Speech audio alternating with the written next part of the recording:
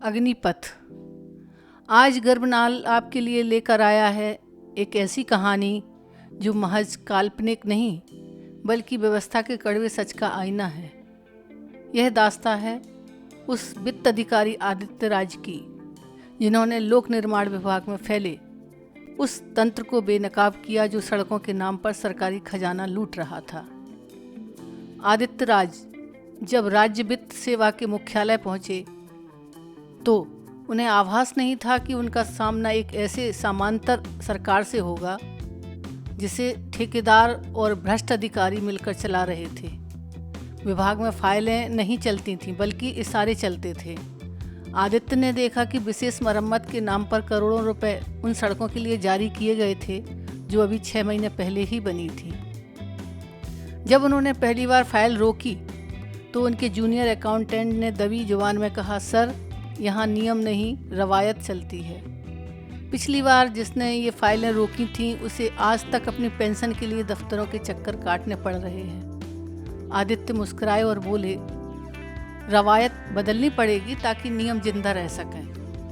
भ्रष्टाचार का पहला हथियार हमेशा प्रलोभन होता है। एक शाम आदित्य के सरकारी आवास पर एक अनजान कुरियर आया।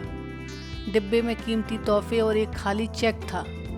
आदित्य ने उसे अगले ही दिन दफ्तर में ले जाकर सार्वजनिक रूप से लावारिस संपत्ति के तौर पर रजिस्टर्ड दर्ज करा दिया। अगले ही दिन विभाग के सबसे रसूखदार ठेकेदार खन्ना जी ने उनके केबिन में आकर कहा, आदित्य जी, आप युवा हैं, करियर पड़ा है, क्यों फालतू की कागजी कार्रवाई में उलझ रहे हो? बस एक हस्ताक्षर करिए और समझिए कि आपकी 7 पीढ़ियों का इंतजाम हो गया। आदित्य ने ठंडे स्वर में जवाब दिया, खन्ना जी, मेरी 7 पीढ़ियों को विरासत में पैसा मिले ना मिले, पर उन्हें एक बेदाग नाम जरूर मिलेगा।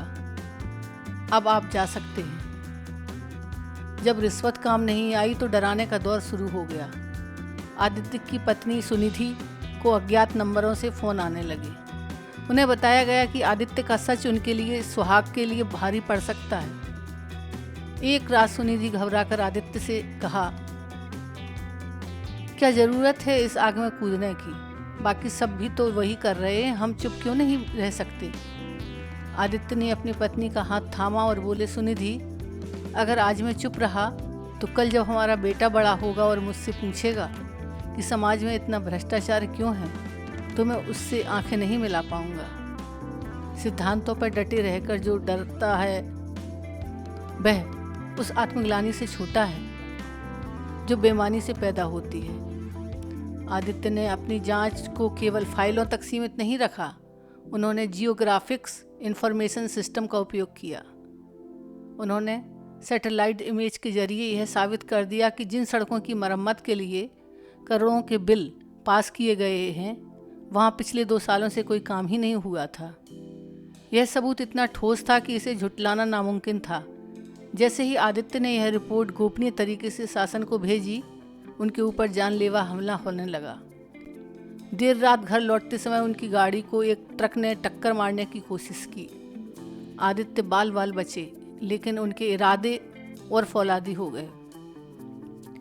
मामला मुख्यमंत्री की मेज तक पहुंचा। आदित्य को विधानसभा की समिति के सामने गवाही देने के लिए बुलाया गया। वहां कद्दावर मंत्रियों के सामने आदित्य ने एक एक रसीद और एक एक तस्वीर के साथ भ्रष्टाचार का कच्चा चिट्ठा खोल दिया।